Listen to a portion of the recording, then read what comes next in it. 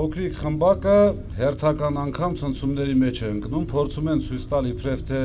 չեն վախենում, բայց առավոտից երեկո խոսում են Սամվել Կարապետյանի մասին, խոսում են մեր մասին, ուժեղ Հայաստանի մասին, դա բնականաբար ցույց է տալիս իրենց թուլությունը։ Ճիշտն ասած, փոքրիկ խմբակի թեման առաջարկում են փակել, քանի որ իրենց իրերը հավաքելու ժամանակն է արդեն, որ հետո հափշտակ չստացվի իրերը հավաքել։